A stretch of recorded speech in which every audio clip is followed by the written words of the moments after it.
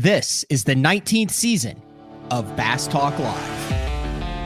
BTL is presented by Bass Cat Boats, Strike King Lures, Aftco, Pro Guide Batteries, X-Zone Lures, Shoreline Boat and RV Repair, Spro, Gamakatsu, Big Bite Baits, The Bass Tank, Denali Rods, Beatdown Outdoors, and Sunline. BTL coming at you. Good morning and welcome to another exciting edition of BTL Bass Talk Live, where we are going to talk about bass fishing. And yes, after 33 days on the road, I am back live in studio, regularly scheduled time, 8:30 a.m. Central Time, Monday through Thursday. We are back for the foreseeable future until at least the middle of September.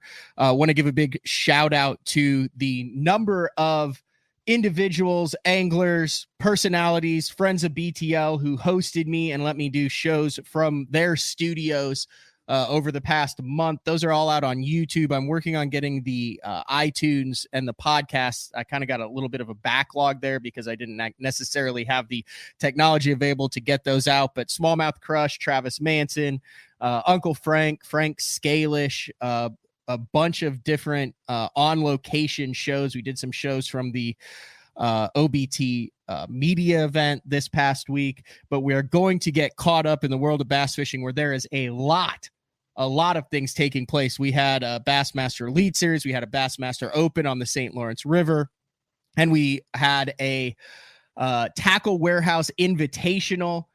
A lot of you guys have gotten to know Matt Steffen through his YouTube channel and through his appearances on BTL. Actually had him in studio earlier this year. Matt Steffen went to the Mississippi River out of Wisconsin, a place that it's a kind of a cool story. He's not particularly familiar. He's familiar with it, but it's not his home body of water.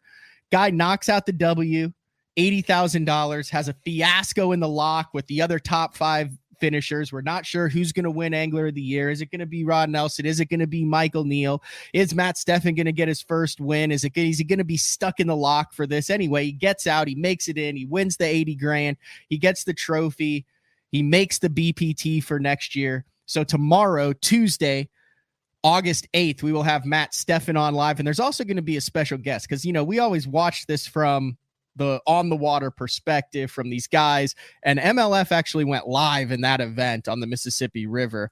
And there was one very interested viewer on that, and that would be Matt Steffen's wife. So I was like, you know what? I'd kind of like to get her on and see what she's thinking of going, here's my husband stuck in the lock. All I can do is watch it on the internet and see if he's able to make it in. A lot of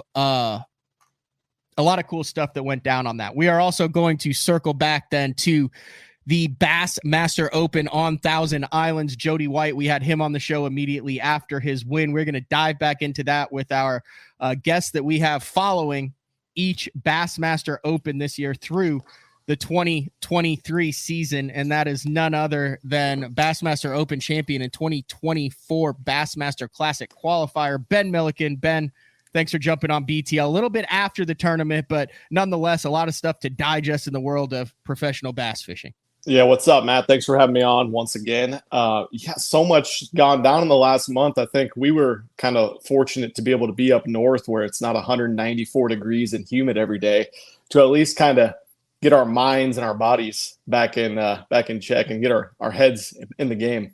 It is. It's kind of like a different world up there when you head up north. It's kind of an annual rite of passage for that top level of tournament bass fishing, that July, August timeframe. Head up north, a lot of spinning rods, a lot of smallmouth bass. And it's like you're kind of detached from the rest of the world, it feels, when you're in that New York region. And I'll even throw that Minnesota, Michigan area. Dude, if you have not had a chance to be up in that part of the country during that time of the year, it is well worth planning a trip next summer. Would you not agree? Oh yeah, it's a very special place, and it's such a short season up there that the fish are just out of their minds for the most part. Of course, they weren't so much for me in the Open we had up at the world's best smallmouth fishery, supposedly. But yeah, it's a special time of the year up there, and it's kind of like the season doesn't even matter up there. Like once it's open from June until it starts cooling down in the fall, it's not like the fish are super fat in July or August or whatever. They just eat all the time, and you can catch them a ton of different ways. It's incredible.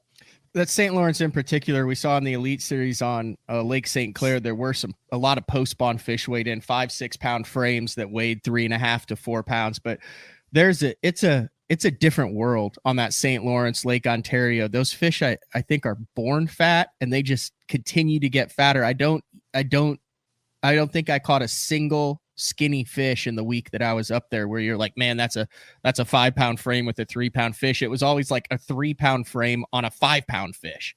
Yeah, definitely. I mean, I know there's tons of bait in St. Clair. That's kind of like a total different subspecies of lake and smallmouth almost. But you know how it is. You drop your damn drop shot down there in the St. Lawrence River, and it's just a machine gun with gobies eating it. It's got to be just a blanket of gobies the entire bottom of that river, whether you're in 5 feet or 80 feet of water. They're everywhere. There's little ones. There's great big 6-inch ones.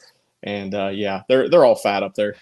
I was talking with Travis Manson after that tournament, and he was like, dude, it's really important to kind of understand how gobies operate. I guess it'd be like trying to understand how bluebacks operate out on the East Coast in those herring lakes, or how threadfins operate in Oklahoma, or gizzards operate on Toledo Bend and stuff like that. But I didn't realize that each goby had a home range, and they were like, hey, this is my deal. So like when you're dragging your stuff and it's like, it's not like 1 or 2 gobies following it the whole way. It's like you're bringing it into all the different home ranges of the gobies. They're rolling out from the rock, machine gunning it, and then going back to their little rock before a smallmouth eats them. I had no clue. I thought it was the same goby that trailed you for a quarter-mile drift.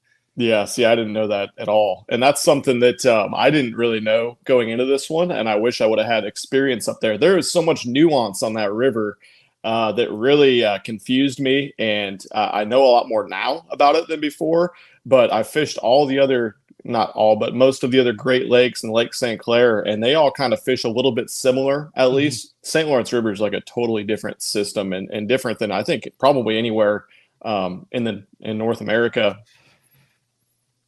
We'll talk about that more in the second half of the show. I didn't leave out, but I intentionally didn't mention probably the biggest news in the world of bass fishing that took place yesterday was Kevin Van Dam's last regular season day of competition. Now, he qualified for Red Crest. He'll be at Red Crest 2024. He qualified for heavy hitters. He'll fish heavy hitters next year. But when it comes to the grind, the 7 to 9 tournament regular season finale, he is claiming, and I have no other reason to doubt him, he is the GOAT, the greatest that ever has done it. And this time I feel comfortable saying will ever do it. With the 4 Bassmaster Classic titles and the earnings and the 125 top 10s, and you can go on and on and on about it. But dude, KVD's retired, man. And that was a wild final day in Bay City, Michigan, in his home state, entering the final day with the lead. Just a really surreal moment. And I watched as much as I possibly could of that final day. They got a little curveball with the weather. I mean, it was just nasty, typical Michigan rain, wind, weather. But did you have a chance to follow KVD's kind of last ride in regular season tournament? So I didn't follow it super close. I checked in a few times to see how it was going. Yeah, what an incredible way to go out. Unfortunately, didn't get the job done. No shots at Matt Becker. It was a phenomenal tournament and season for him. Unbelievable. But yeah, so cool. We'll get Matt Becker on the show. I like Matt Becker a lot. Matt Becker handles his business right, in my opinion. He was kind of caught between a rock and a hard place because he's well aware. I mean, you follow the story with Matt Becker, the young kid taking the picture with Kevin, how he's impacted his career coming up. It's like you watch a golf tournament like that every once in a while, where you've got a guy coming down the stretch and you have an up and coming guy that's trying to take down this guy. Like, I don't want to say it's like a no-win scenario, because it is a win scenario. It's competition. That's what you expect. That's why it would be so special, is because you have the 79 other guys trying to take down Kevin.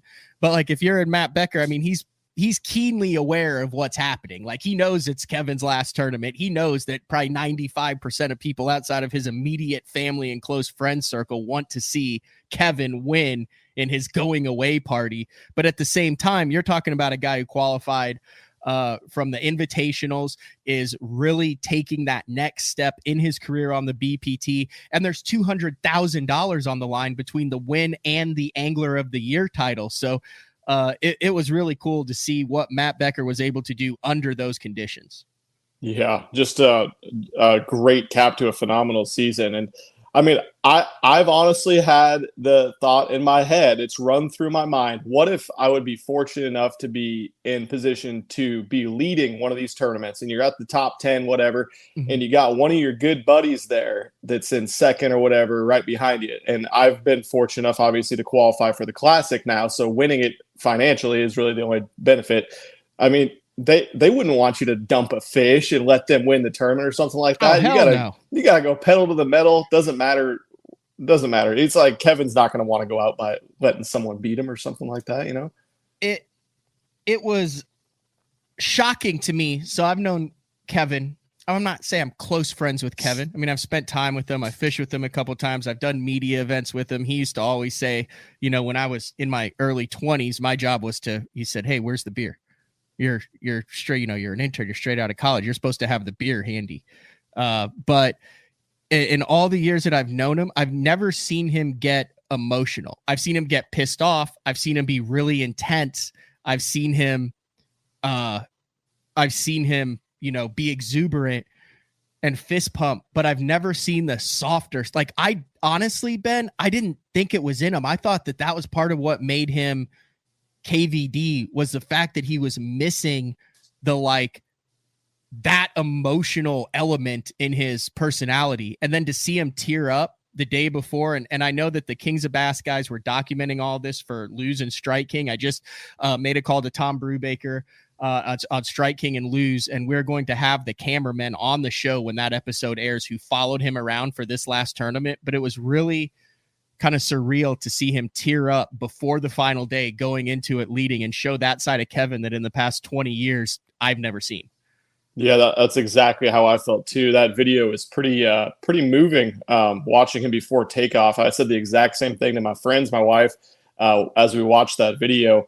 And I mean, I think we look at his career, and we just like all the greats in every sport, the greatest of all time, you don't ever think it's going to end. And so kind of in my head, and I still don't think it's over. I don't think there's any way someone as competitive as him is going to be done. It's not like, you know, when LeBron hangs it up or Kobe hung it up, it's not like physically you're out of it. He's still going to be able to fish extremely well for the next 15, 20 years probably. And so I didn't think it was done, but you know, I watched that video, and it's like, wow, he really is feeling like it is the end, which was just, I mean, it kind of took me back for sure. That's going to be the debate now, is what do you do with Kevin, who shows, I mean, it's obvious he can still compete. You look at what Rick Clunn has done. He's had 2 wins, I believe, in his 70s on the Elite Series, but it is also harder for them, those anglers in their 60s and 70s, to qualify for the Classic, to go through that grind. I mean, you can see it in the standings, to adapt to the technology that's coming down the pipeline and has come down the pipeline over the past 5 years. But you're talking about a guy that's Kevin, who, I mean, he's still in the back end of his prime. It's not like all those guys that are his age are still out there competing and winning and contending for it. So I agree with you, Ben. It'll be very interesting to see. You know, he talked about he's going to do a lot of work with Johnny Morris and Bass Pro Shops and conservation. I'm sure he's going to be heavily involved with Strike King, with Lose, with lure development. It will be, I mean, we almost need like a bingo board or a betting board to say, what is KVD's next move? I might even create that. Is he going to jump into the studio like we've seen so many guys who retire and take on that role? Is it going to be a retirement where then he comes out of retirement, albeit on the Bassmaster Elite Series, or back to the Bass Pro Tour? Is he going to become, is he going to have his own TV show? Is he going to dive into the media side, the social media? Is it going to be more conservation? Is he going to be behind the scenes? I mean, literally the world is his oyster right now. And I think whatever he wants to do, whatever's in his heart is what he's going to do. But I agree with you, Ben. It is hard to believe that, and we'll see him a couple times next year on the heavy hitters and the Red Crest, but it's hard to believe that a year, 2, 3 years down the road, that little, like right now, it's like the Olympic flame. Like it's not, the torch is not like, it's not like the cauldron, but like that Olympic flame never goes out. Like, dude, I still think the pilot light is lit on Kevin Van Dam, and it's just going to be a matter of when the thing takes off again. Yeah. And I mean, look who we're talking about here. We're not just talking about your average, like really, really good fisherman that's won an Angler of the Year, a couple of classics or a classic maybe, and had a long-standing career. We're talking about someone who was as great as he was because he is unmatched in how competitive, how intense, how driven, how high-strung he was. So for a person like that to just sit back on the sidelines for the rest of his life, I don't see it happening. It's obvious that Kevin does not sit on his laurels and wants to achieve. And there's two, this is just my personal opinion, Ben, but I'm going to run it by you and the BTL listeners. There's 2 titles that KVD, and I'm not going to say he would have them by now because they're lofty records, but there's a chance he would have them now. But there's also a chance that he could still have them, and that's Roland Martin's 9 Angler of the Years on BASS. And I believe Kevin has 7 AOYs with Bass. And then there's the 5 classics. Rick Clunn has 4 classics. Kevin is tied with Rick with 4 classics. Another classic. Those would be 2. I mean, yeah, you've got Jordan Lee's not. It's interesting now to see who kind of takes that mantle as the number one. Obviously, Jacob Wheeler statistically right now takes over the mantle as the greatest active fisherman. But you look at the Angler of the Years and the classic titles, which I'll take Angler of the Year on either, but classic far surpasses anything else. It's the freaking Bassmaster Classic. And I think Kevin maybe. I would love to know how important those are to him, whether he is at, or if he's like, dude, I could come back. I could make, like, his career was built with Bass, was built on Bass. And I think there's a part of me as a fan, and I think a lot of other fans that I've talked to would love to see him go out with his 5th classic as his last tournament. On stage, holding the 5th classic trophy with the return to the Elite Series as a legend exemption somewhere down the road. Make the classic, fish it the next year, and then he rides off into the sunset or into the studio.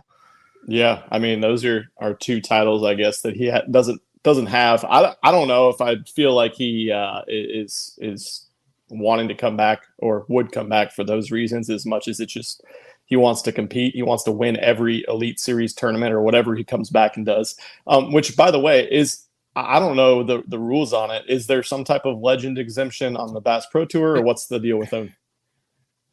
I don't know. I don't think there's a legends exemption on the Bass Pro Tour. Obviously, the Bassmaster Elite Series has a legends exemption. That's how Larry Nixon got back into it. He fished the Bassmaster Open last year on Sam Rayburn, which meant he was an active Bass member. You take classics and Angler of the Years into consideration. If you're an active Bass member, the first 2 legends get back in. So Kevin, obviously on his merit, would be number 1. I think he would have to fish 1 Open. That would qualify him for Bass, and he could jump back. Like I said, this is all hypothetical. He could totally have zero interest in whatsoever. This is a mute conversation, but it's a conversation that has to be had and will be had for the next 10 years. You not agree? I think so. Definitely. So that's the way he could get anywhere. back on. Yeah. I don't know if there's a way to,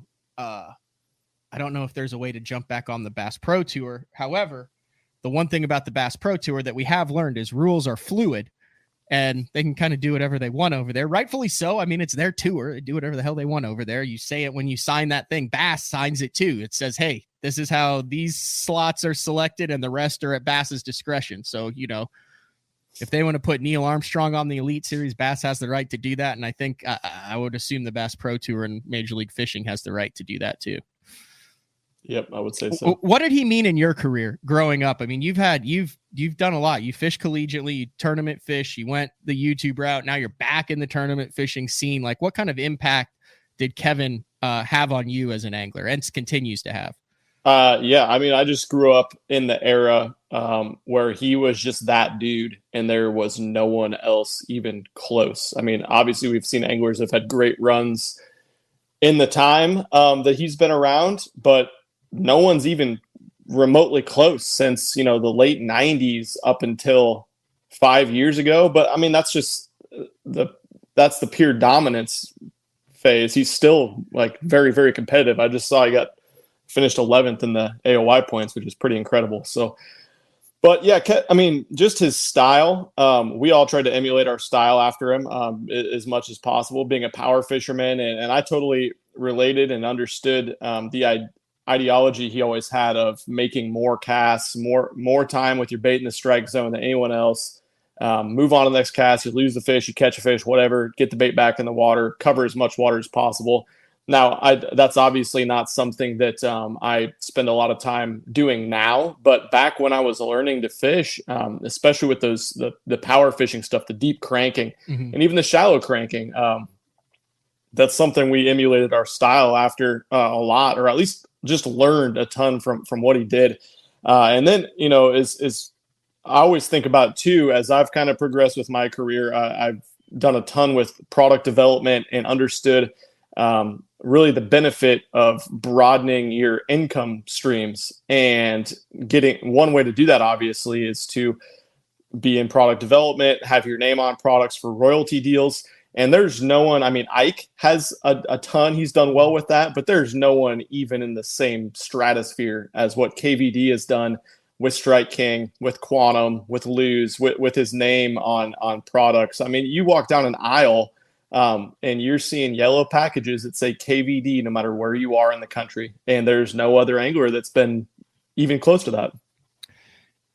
That's a great point, because for years, growing up, especially before the era of social media, the classic winning bait with that angler, whether it was a rattling jig or a soft plastic or whatever the heck it was kind of the golden ticket for those anglers. They're going to have that bait. They're going to have their name on it. They're going to market it. But Kevin really showed the companies how important tournament bass fishing could be to moving product, with the dominance, with his wins, with the crankbait, with Strike King. And I think that bled over and benefited so many other anglers in that era and in today's era to still show the validity of professional anglers, tournament wins, top tens, angler of the years, classic wins, and the baits that they use to the general public. Absolutely. It's definitely just, just like you're saying, it's broadened it past just one tournament win, one classic win, what it could do for an angler or a company. And it's really shown companies, I think, if you get behind one guy or a couple guys and put their name on it, you can really go crazy with it. But I mean, there's no one else that's been dominant enough to really have the impact he has. So it's not like some of the guys you see where they just, they're on YouTube and they're celebrities, and so they got their name on a rod or a bait or whatever, and you're like, okay, well, he's got a lot of followers, that's why he's on there. And then at the same time, it's not the other direction either. It's not like he's only winning tournaments, but he doesn't really have any type of social media presence or any type of economic presence with these companies. He's just the perfect storm of both put together. There will never be anyone that has everything he does. Do you have a favorite KVD moment before we move on? I'd say it was definitely down there at the Louisiana Delta when he won that tournament on the square bill and the spinner. The classic. That was the classic, yeah. 2011. That would have been the Polinick. The Polinick. Yeah. That's Aaron Martins was in man. there. Yeah, Aaron Martins is in the what's the can't remember the name. Pontchartrain, Lake Pontchartrain. What was it? Possibly. It was like a live part of the Delta that had just come back that had freshwater pumping through it. And they dumped Florida's strains in it. They'd been stocking them there. Dominated that tournament. Yeah, that was an incredible one. That was his fourth or fifth. I think it was his fourth classic. Fourth classic. Yeah. Because he only has 4. But yeah, that was incredible. Yeah, he was so dialed in. I remember if I was to pick one, and it's probably because it was Oklahoma, the Grand Lake Elite Series that he won on the Sexy Shad colored Series 5. I don't know if the 5XD was even out then. I think it was just the Series 5, but that was kind of when Sexy Shad became prevalent. and Grand Lake was really in a boom during that part of the time. And I remember watching him in that tournament. I was on the water covering him. I've never seen anyone fish with so much confidence. I mean, he was making casts knowing that he was going to catch a 3 3/4 to a 4.5 pounder on that cast with a crankbait, and doing it around the lake in multiple areas with 75 to 100 boats following him, and guys like Mike McClellan and Jeff Crete and Jeff Reynolds and Terry Butcher also in that field, who were all Grand Lake experts. It was phenomenal. Yeah, I mean, you think some of his Kentucky Lake tournaments, the Toledo Band win. Just I'm a sucker for his offshore cranking type tournaments too. Understandable. Power fishing, hair jig, that type of stuff, man.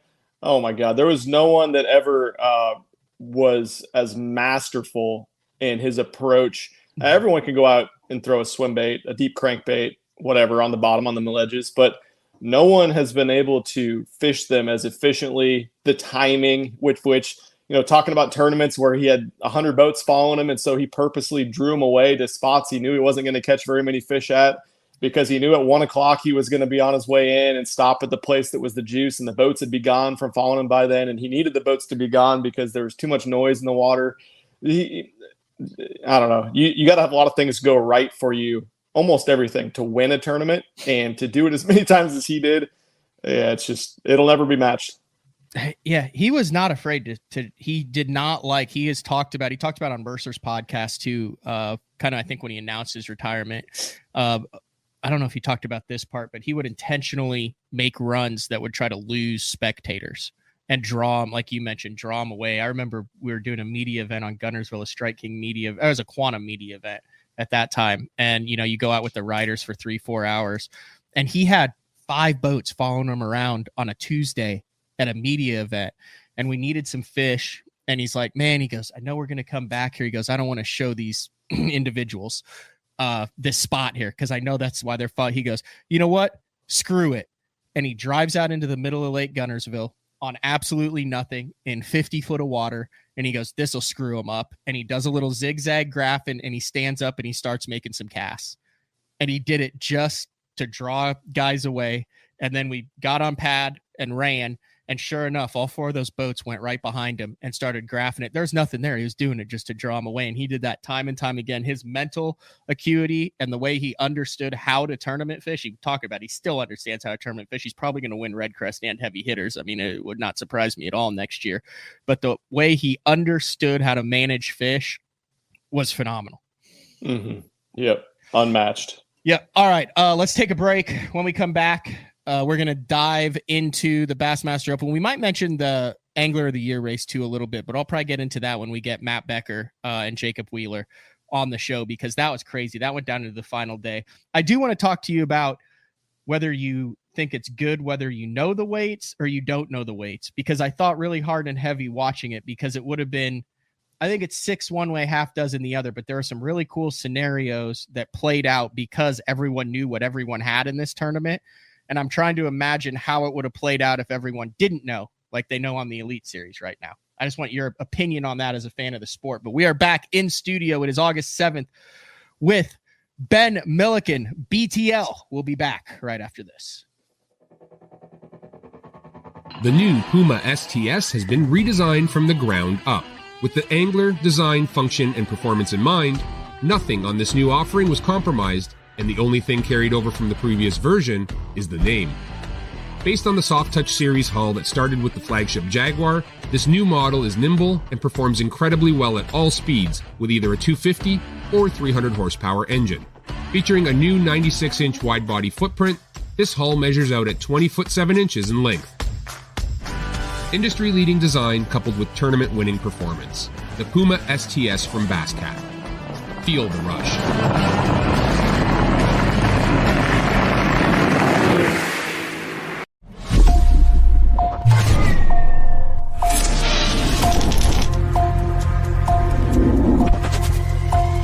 Everything you need, one legendary brand. Top on Strike King.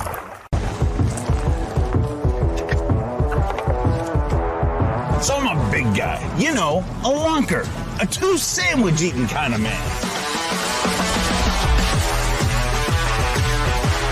And on behalf enough of all of those bigger, I gotta say it once and for all, it's bad enough that the fish look smaller in our hands. The last thing we should have to worry about is getting quality outdoor clothing that fits.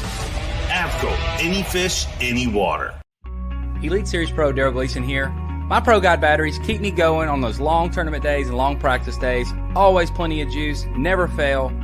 The best part about Pro Guide batteries, it's the people behind the company. They have over 40 years experience in the battery business, keeping all of us fishermen out on the water longer, catching more fish. Check them out at ProGuideBatteries.com. What's up, Bass Talk Live fans? Brandon Polnick here. And ever since I won a couple Bassmaster Elite Series events on X-Zone Lures, I've been getting a bunch of questions of what makes them so special and different. And really, the truth is, it's in the details. The little details, things like no cheap fillers in their plastic. That gives you more lifelike action, more realistic and vibrant colors. But don't just take my word for it. Go to www.xzonelures.com and check them out for yourself. The great thing about the new Sensation soft plastics from Big Bite Baits, heavily scented, super soft, buoyant, comes in 7 great new shapes. I've got a couple of them of my signature series, the cliffhanger worm and the ramtail craw. Great for a flipping jig, football jig, swim jig, all that. Several other great shapes. Really excited about it. We've worked over the last year, catches fish all over the country, and I think it's going to catch fish for people everywhere you try it. The Spro Little John crankbait has been around for almost 15 years, and it is one of my go-to crankbaits whenever I need a fish in the boat, so you can never have enough new colors. That's why Spro's coming out with a handful of new colors, including Pearl Shad, which has this bleached out white look, but it's got this pearlescent, really pretty. We've got Copper Shad, which looks amazing in the water. It's got that purple flake on the back, really pops in the water. And then if you want some real pop, we've got Sparkle Shad, nothing but sparkles all over this thing. And then last but not least, we've got the matte Sexy Shad, just a really different looking color for a crankbait. So you want to give them a little different look, that matte Sexy Shad is definitely the one to go with. All these colors are available in the original Little John and the MD.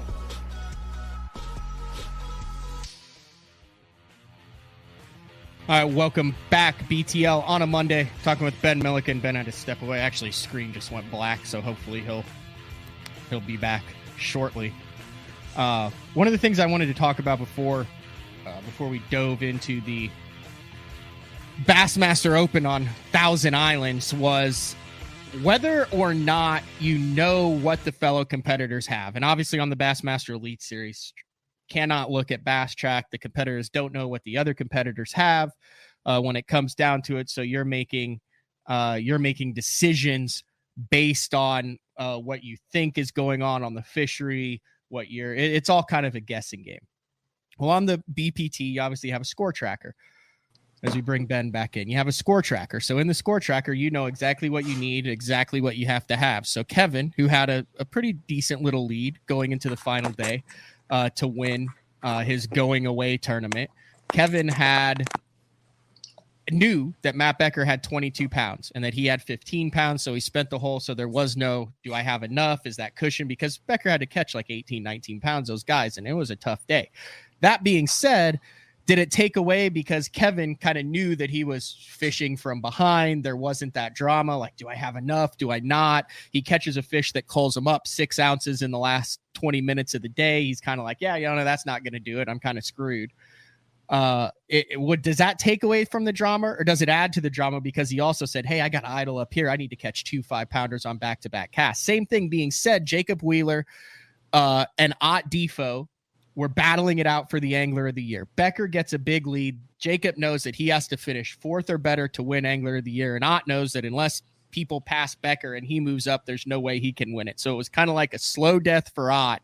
But then I thought it was also really exciting to watch Jacob Wheeler need a 3-pound, 6-ounce fish and know that he needs a 3-pound, 6-ounce fish. And he's out there battling the waves, and you're watching him like the reality set in and a little bit of desperation and a little bit of hope. And that would have been lost if he didn't know that Matt Becker had 22, 23 pounds. We know where everybody stands because those weights are final. There's no more of this haze. It was really clear.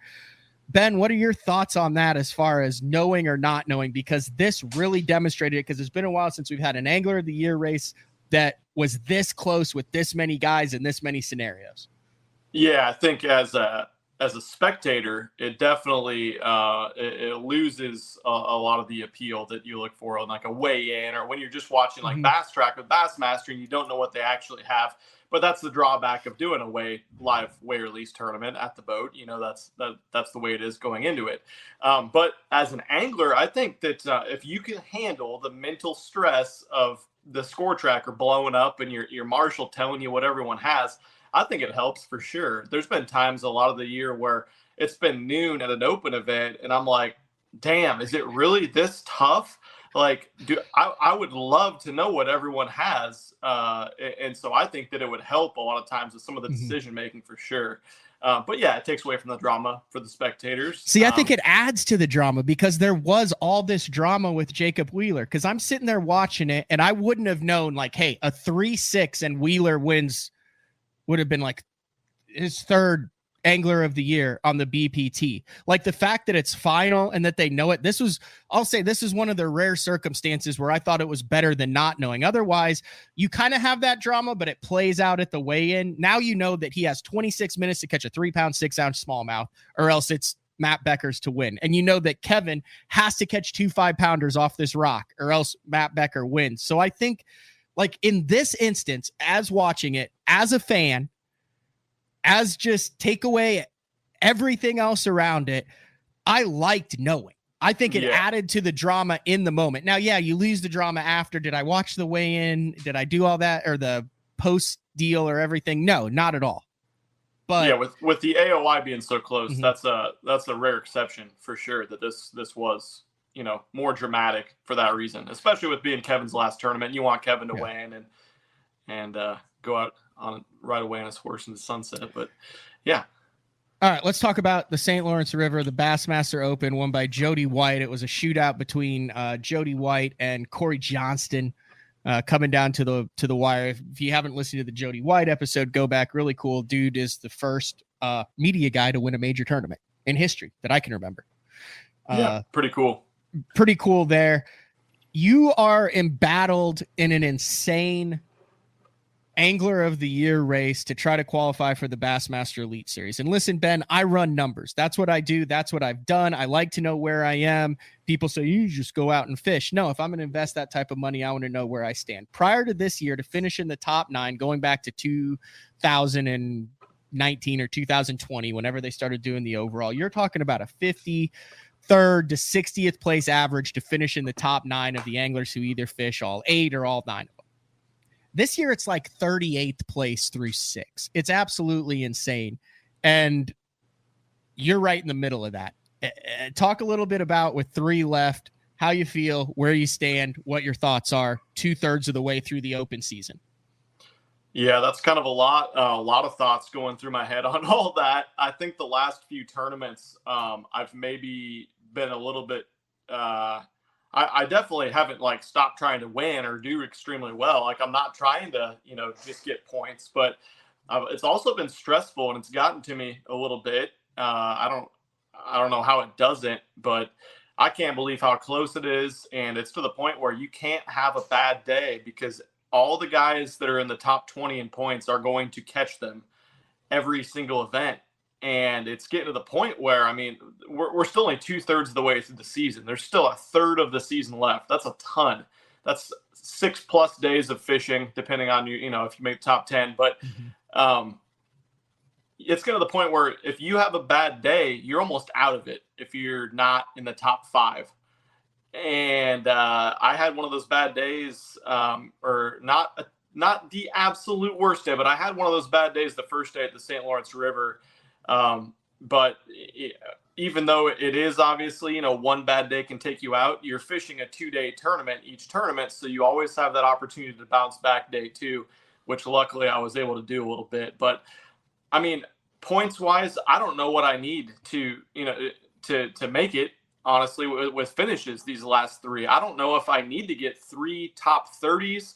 I don't know if I can get 104th, 22nd, and 9th and make it. I mean, like you're saying, it's so much different than any other year previous, to where you could have a 94th and a 65th and a 18th and still make it with where I'm at 14th or whatever in points. But I don't think you can do that this year.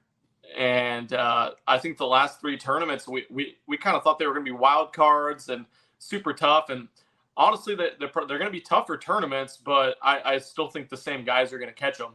I have no doubt in my mind. And so I need to have a couple of fortunate things happen, and I'm going to try to freaking win the last 3, just go out and try to find the winning fish, just like I have been.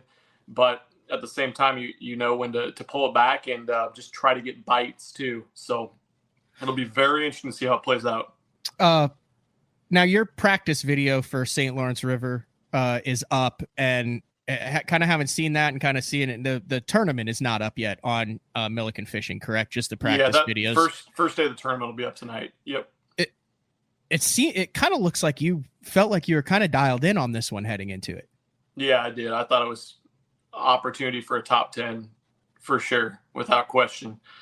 I don't know what happened with my fish, and that's like we've talked about pretty much every wrap up podcast since the year started, is you got to have plans A, B, C, D, E, F, and G.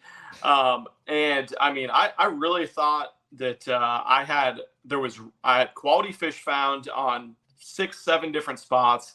There's a reason why they're on this type of spot and why it's a quality fish and not a 1 to 2 pounder. And so one of them will pan out.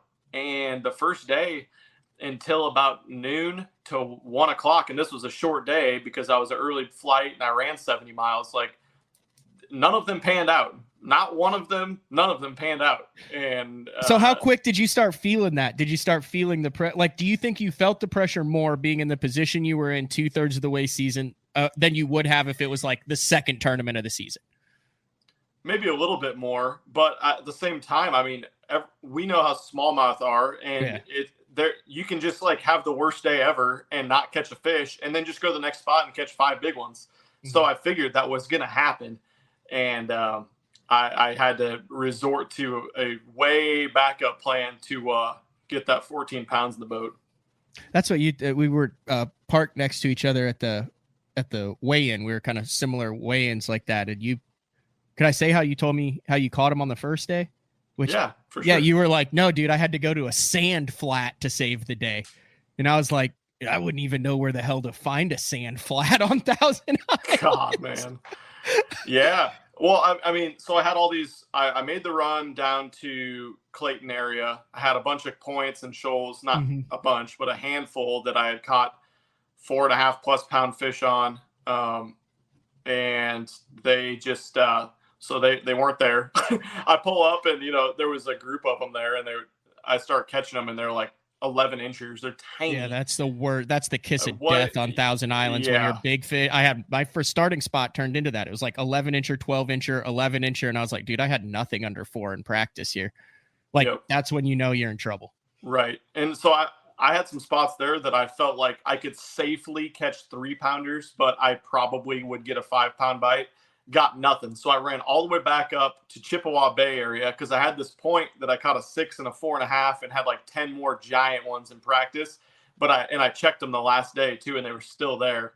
But I kind of figured that I don't know. It just felt like it was safer to run down to this fish by Clayton, and then we'll hit those on the way back. So I run all the way 25 miles back up there through the slow whatever zone in the narrows, and get there, nothing. They're gone, completely gone. Not little ones, nothing. Hit like 3 more spots I had that were safe up there, catch little ones, no keepers. So I blast all the way back down to Clayton, and I had this one little cut through these 2 islands that actually had it had some rock, but it was more like these sand dunes because the current was ripping through there.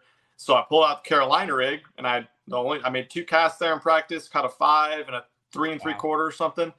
And I caught 3 keepers back to back to back, but they were all between 2 and 2.5 pounds. So I was like, well, we got something. And so then I run back to my stuff by Clayton, nothing.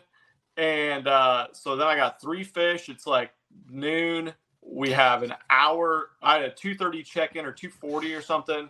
or 2. I don't know. It was early though. Yeah, I had a 2:30. And I just real quick for those who've never been up there, like if you're not catching them, like it has nothing to do with like, oh, it's a tough bite. Like there is no such thing as a tough bite unless it's blowing 100 on Thousand Islands, particularly out of the river. So if you have less than 15 pounds, you are going to be in like 170. If there is no, maybe I'll come in and I can make it up. You know that you're going to be last and you're not going to be able to make it up the next day because of how many big fish live in that river. Correct. Yeah. And it just, I knew though, if I could at least fill my limit out, and I mean, every pound, obviously it's obvious it's going to count towards the next day. Every point's going to count towards the next day. So I just, I had this flat that had some fish on it, and it had some 4-pounders on it that I knew of from practice that I saw them there. And I was planning on saving those, but it's down by the mouth of the lake. So I go get gas, run another 15 miles down to the lake. And and they were there, but there was other boats there, and they weren't catching them, but the fish are so smart and spooky right there. But luckily pulled out a spy bait, caught a 4-pounder, pulled out this heavy weight plastic thing I've been throwing, and catch 4-pounder on that. You didn't catch a 4-pounder on that thing. Yep. And oh my gosh. And then caught a 3-pounder, and then that was it. That got me my 14. Holy cow, you were dangerously close to like being last. Oh yeah. I mean, I knew I could go catch some fish in that flat, but at the same time, like I didn't want to have to run all the way down there. Mm-hmm. I ran almost 200 miles the first day total, which is just like the dumbest thing ever. I got gas twice, and I almost ran out the second time. You got gas twice? No, so I had 2 tanks, but I got gas, and so I only got like 32 gallons or something the second time. Okay. And I was like, I'm not going to need to sit here and waste time fishing to fill it up because I don't need that much. So I blasted. By the time I got back to check-in, I had like 6% left on my gauge. It's like, oh my God. And then on the way back, I hit a barge wake and snapped my my hot foot cable, so it can't go wide open. So I'm going like 58 back to launch. I was going to stop on some points where I caught them good on chatterbaits on the way back. A couple 4-pounders I knew lived there. Wasn't able to stop on any of that. So yeah, it was somewhat of a disaster, but I did get to the 14 pounds. That's how I got there. And then a solid day 2, 17:10 on day 2. Still probably, still not what you were looking for on day 2, but a salvage tournament. I hate the ones where you're expecting to do well. You have high expectations for it and it doesn't pan out. Those are the ones that like tick me off the most. Like, is this the most disappointed finish you've had this year based on your practice so far? Yeah, absolutely. And I think I have a pretty good understanding of smallmouth, and I've had a lot of success in the past. So it really pissed me off that it was the worst tournament I've had all year. Mm-hmm. But it kind of goes back to what I was saying about the nuance in that river.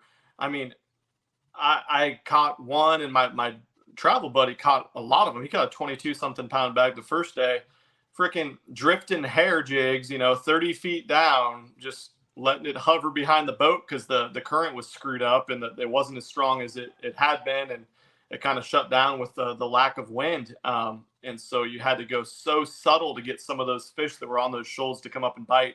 And of course you can't scope them on most of the shoals because they're too tight to the boulders.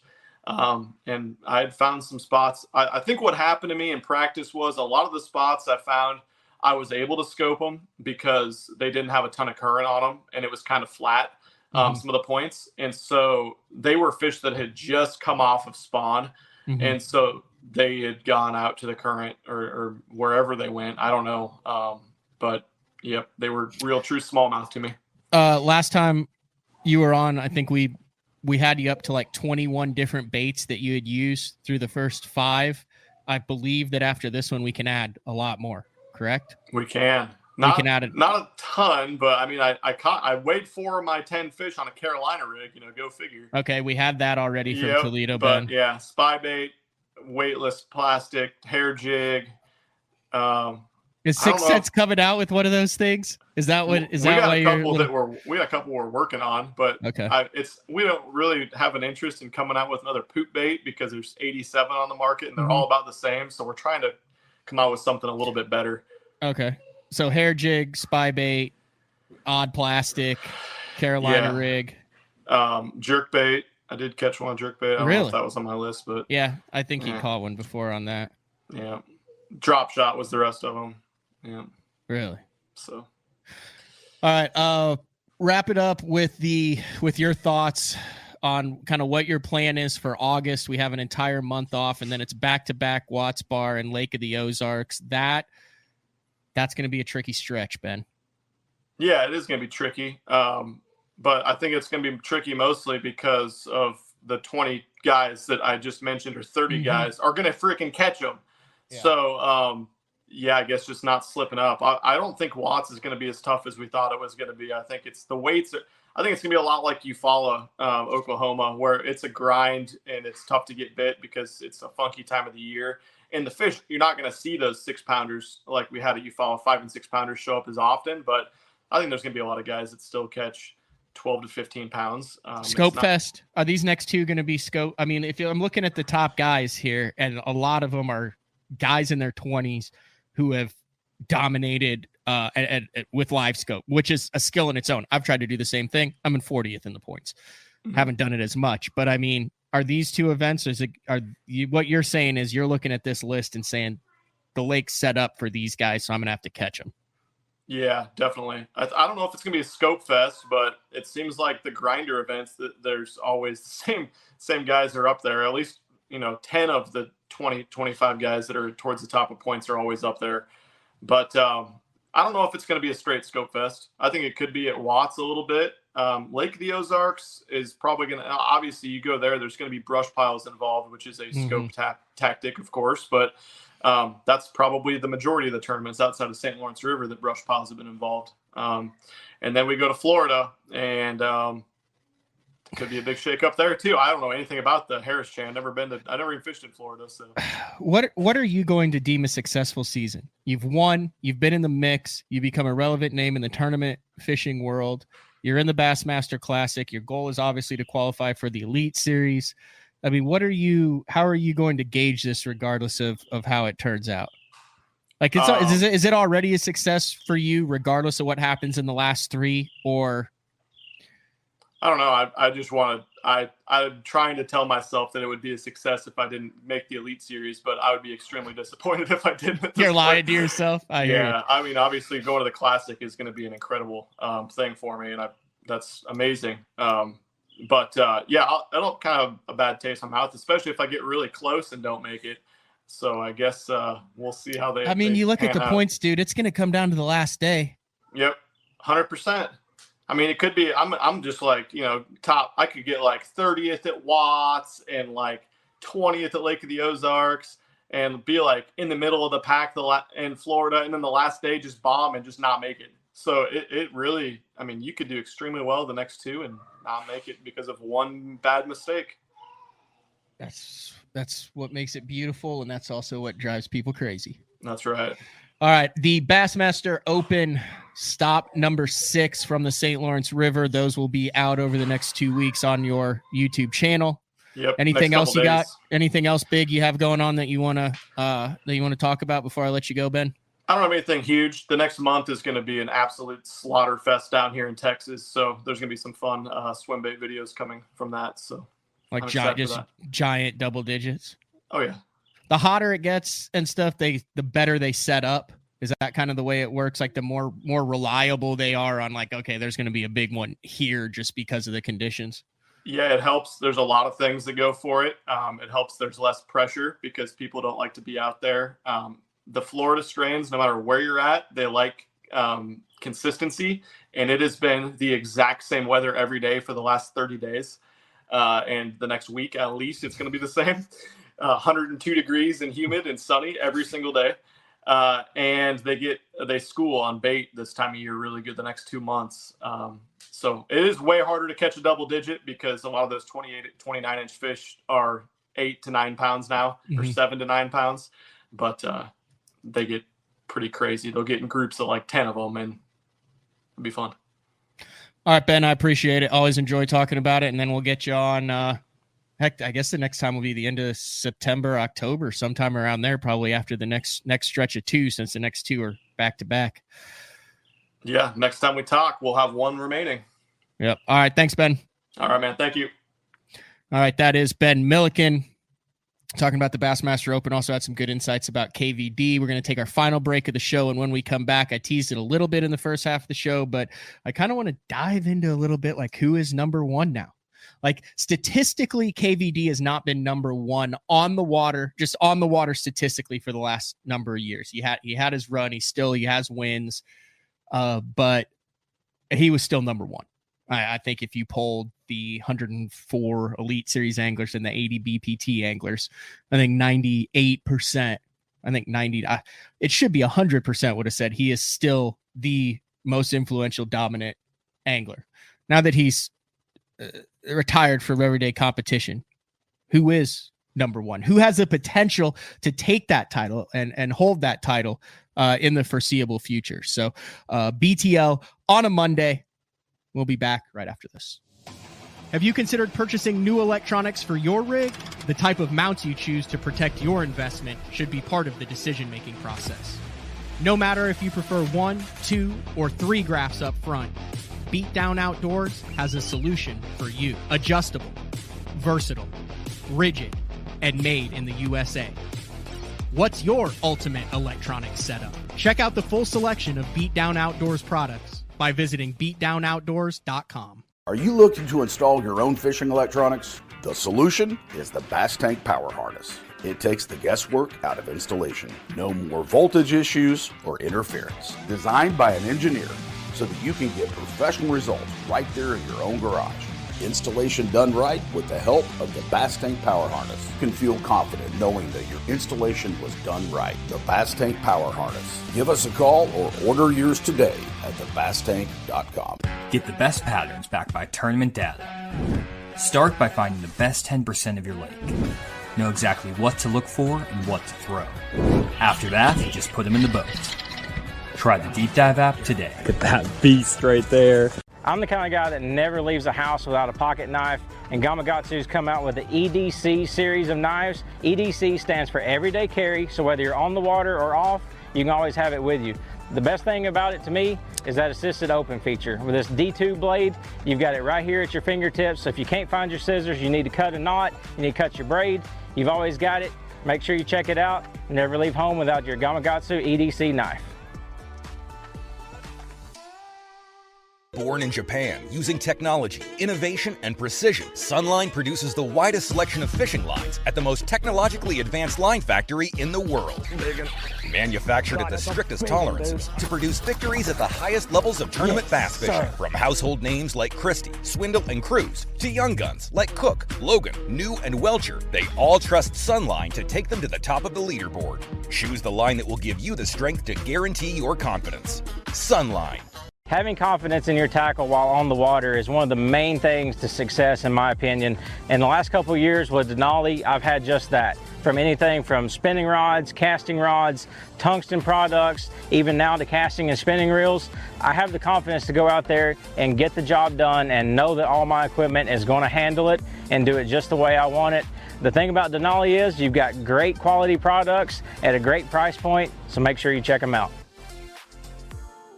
Shoreline Boat and RV, dock rash, storm damage, collision repair, that deep scratch or gouge from trying to access that secret creek. Shoreline Boat and RV can get your prized possession back in mint condition and looking good on the water, fast.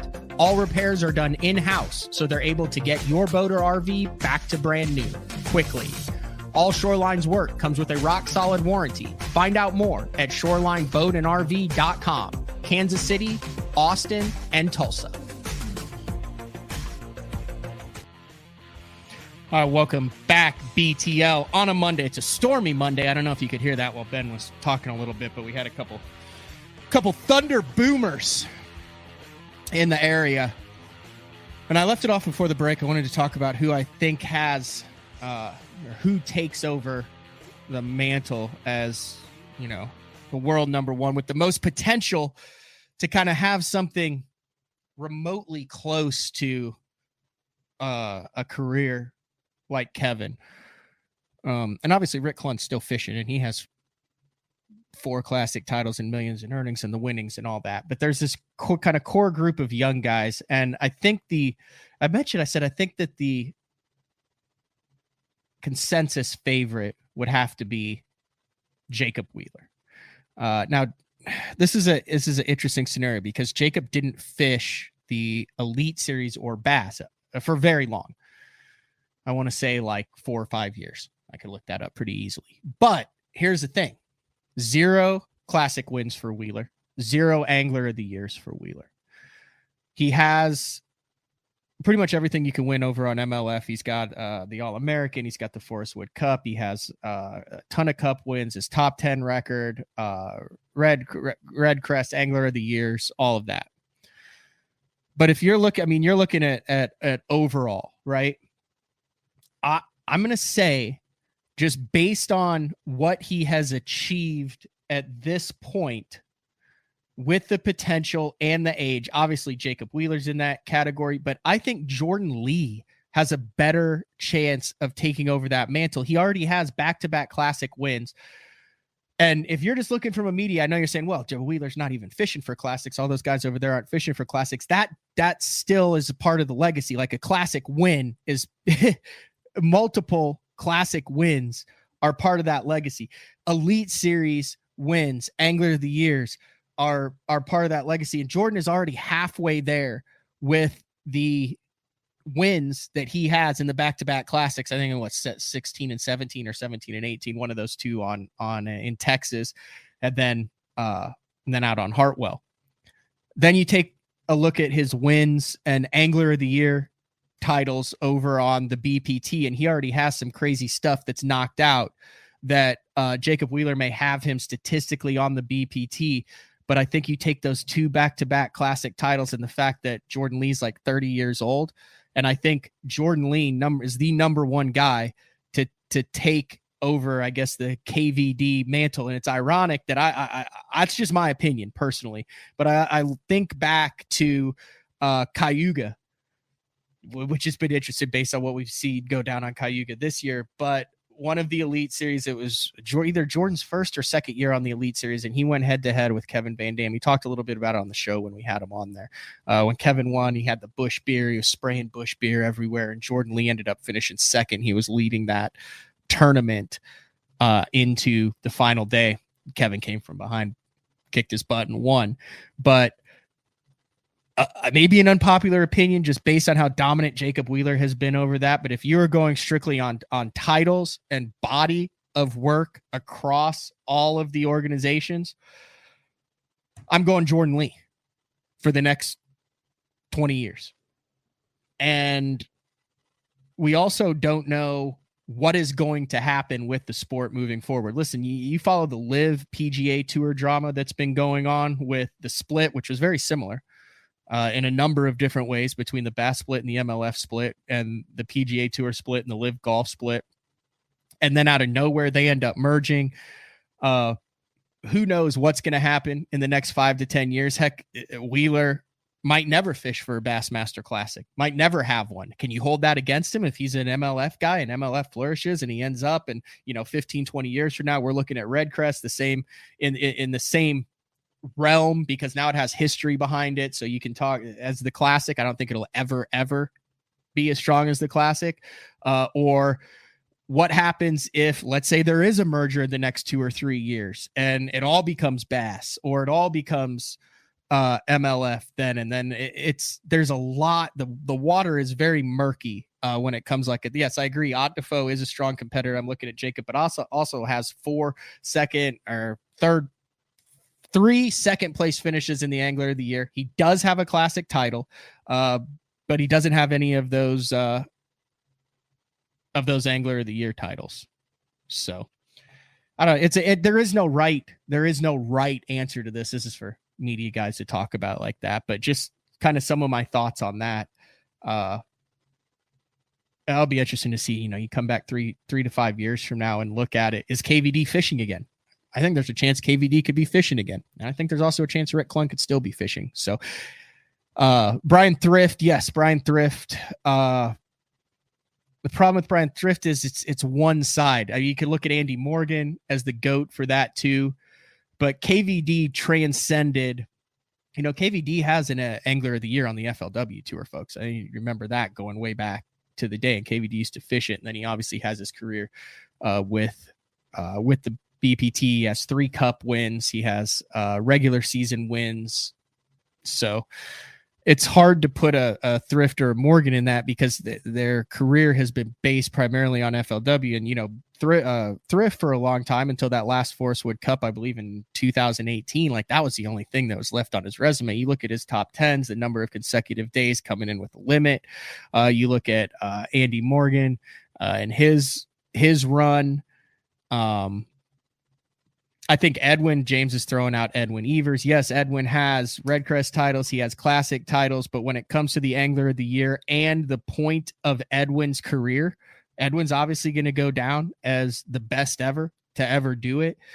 But it depends on how much longer Edwin fishes. And then you also have the Angler of the Years to contend with. Like, how do you rank how significant not only just one but like multiple Angler of the Year titles is as far as consistency? That's why, like, Polinick has 2 Angler of the Years, and you look at, I think, 5 or 6 Bassmaster Elite Series wins, but he doesn't have that classic trophy. Closest that he's come outside of, you know, the 2011 there on the in New Orleans would be the Grand Lake Classic when him and Iaconelli went at it in 2013. I believe that would be the Cliff Pace Classic off the top of my head, that he's come to win in a classic, catching him on the Wiggle Ward out in front of Echo Bay. But it's a cool talk. If you have, leave it in the comments if you have any suggestions on it. Heck, we might get Jordan Lee, Jacob Wheeler, those guys on to talk about it, see where they think, see if they even care.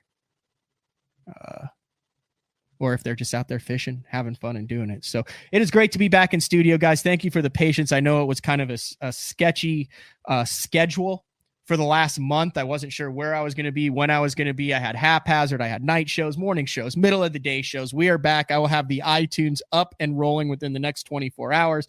All of the backlog shows on that, all those shows are available on YouTube still, under Bass Talk Live. But a big week of BTL coming up tomorrow. Matt Steffen and his wife talking about Matt's invitational win in La Crosse a couple weeks ago. His wife talking from her perspective about what it was like watching him trying to get stuck. He was stuck in the lock trying to get in with the $80,000. Then on Wednesday, we have Jeff Queen, dad of Bassmaster Elite Series Pro KJ Queen, on, and he is going to be talking about a new and innovative league that is coming this fall called Master Cup Fishing.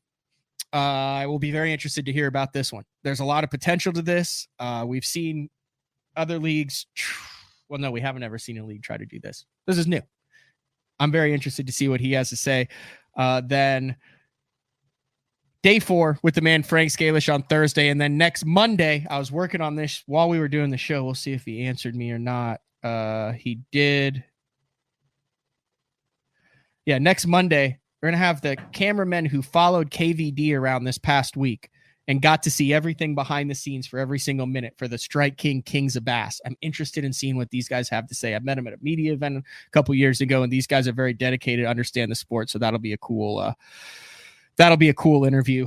And then we'll go on from there. So thanks. You guys are the best. Big shout out to Ben Milliken for jumping on in the heated Bassmaster Opens EQ race. This has been another edition of BTL Bass Talk Live. Same place, same time tomorrow. We're out. See ya.